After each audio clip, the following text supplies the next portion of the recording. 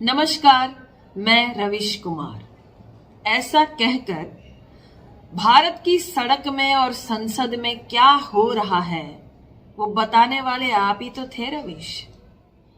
सड़क पर जब कोई आंदोलन करता था तो उस आंदोलन का दर्द बयां करने वाले आप ही तो थे रविश।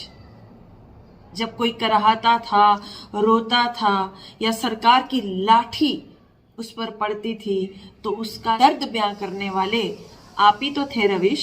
चाहे वो किसी स्टूडेंट की बात हो या परीक्षा में न बैठने का वो विद्यार्थी का दर्द हो या पेपर लीक हो गया तो माँ बाप की वो चिंता, वो स्टूडेंट का वो दर्द, वो तकलीफ।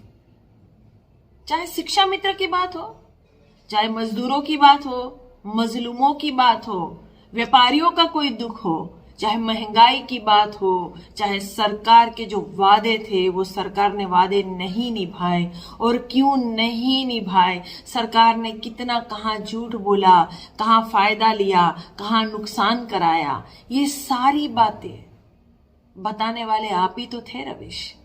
ऐसे बहुत पत्रकार भाई हैं जिन्होंने आज पत्रकारिता को जिंदा रखा हुआ है। जब लोग अभी चरण चुंबक और चाटुकारिता में अव्वल बनते जा रहे हैं, वहां आप ही जैसे कुछ लोग ही तो है जिन्होंने पत्रकारिता को जिंदा रखा हुआ है, जिन्होंने सच को सच और झूठ को झूठ कहा, जिन्होंने कुछ चीजों को ढका नहीं भारत की जनता के आगे, सब कुछ स्पष्ट खुली किताब की तरह रखा और कहा कि आप अपनी बुद्धि विवेक से अब निर्णय कीजिए। हमने ये चीज बता दी, हमने ये असलियत बता दी, हमने ये सच्चाई आपके आगे बयां की। ये सब कुछ करने वाले आप ही तो थे रविश।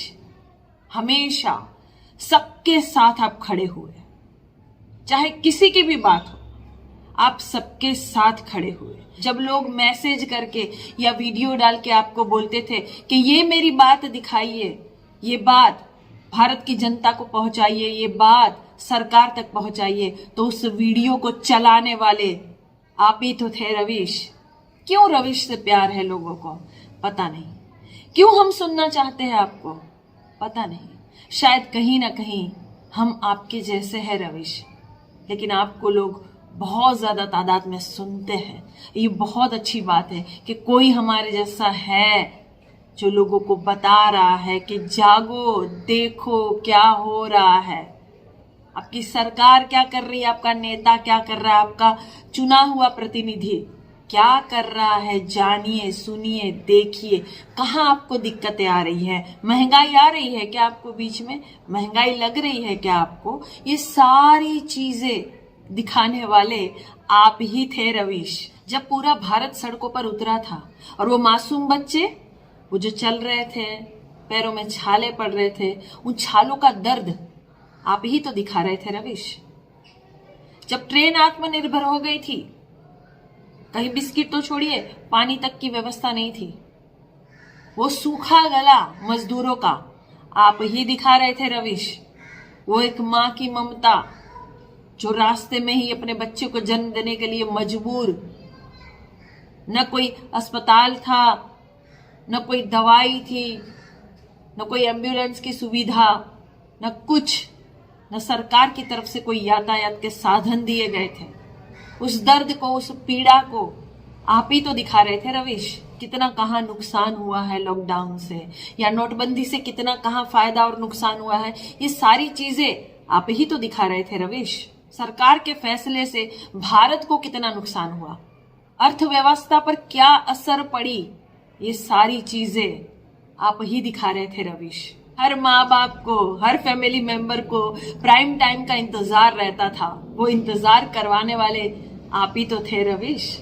आपके बिना एनडीटीवी क्या है, कुछ भी नहीं। एनडीटीवी का नाम आप ही से जुड़ा था, आपके बिना एनडीटीवी का जैसे कोई अस्तित्व ही नहीं है।